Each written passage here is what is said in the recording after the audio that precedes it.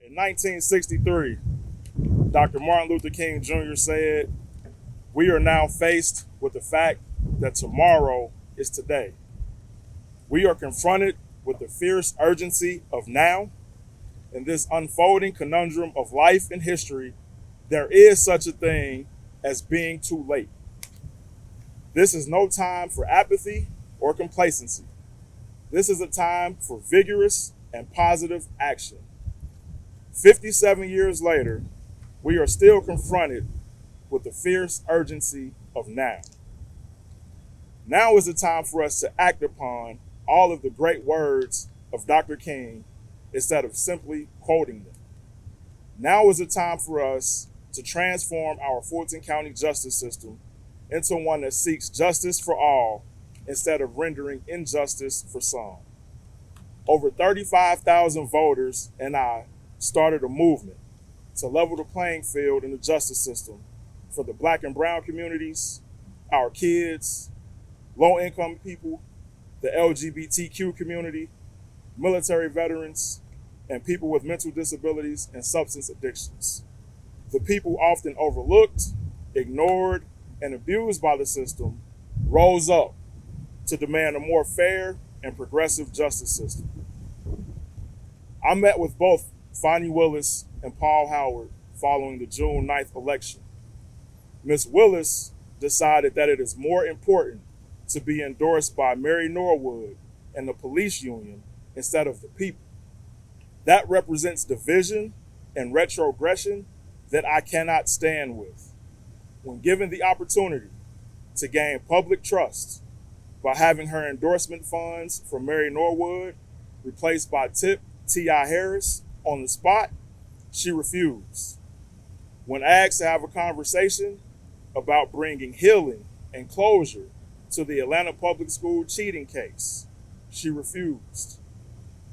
When asked to have a conversation about fostering healing from the devastation of the war on drugs, she again refused. Confronted with the urgency of now, she refused to stand on the shoulders of Dr. King and all of the heroes who came before us to fight for progress, fairness, and equality. But instead, she decided to align herself with Mary Norwood, who had the audacity to ask me to commit to putting juvenile offenders on prison farms to do manual labor. I refused the endorsement of Mary Norwood and her ideology that sounded too much like slavery because I wanted to lead a justice system that secured equality and fairness for all.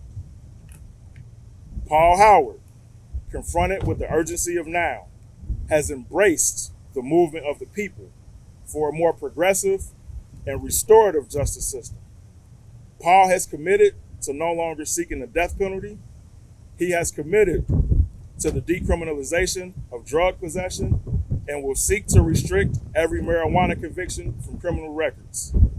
He will now be visible to us and host monthly community meetings. He will be transparent and inform us on decisions he's making.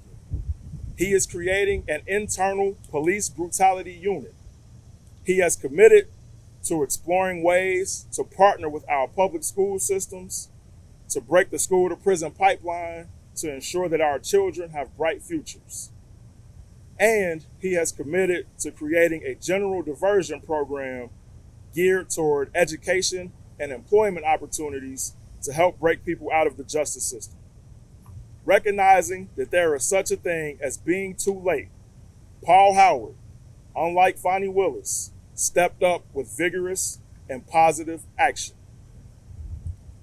I'm not here merely to endorse Paul Howard, but in representation of a collective who will without question hold him accountable. I am not here to discuss what he did not get right. I am here to focus on what he plans to do to make it right. This moment is bigger than Paul and I. We put our personal differences to the side for the greater good, understanding the urgency of now. Although I did not prevail as the first progressive DA in the South, our message did. We started something. Paul Howard will now carry that message forward right here, knowing that Atlanta influences everything, standing on the shoulders of Dr. King and all of the legends who came before us, fighting for justice and equality. I am also confronted with the urgency of now. As this is a time for vigorous and positive action, I have created the Social Justice Alliance, a national nonprofit organization for every prosecutor across the country to unite and commit to end police brutality and uproot the racist, oppressive, and abusive practices from the justice system that date back to 1865 with the implementation of laws called Black Codes. Paul Howard is the first DA committed to working with us to transform the American justice system. I look forward to watching Paul Howard change his legacy and lead the kind of justice system that Dr. King and so many others fought for. The revolution is now. Good people, my name is Christian Wise Smith, and I thank you for being out here today. And on August 11th, vote Paul Howard for Fulton County District Attorney.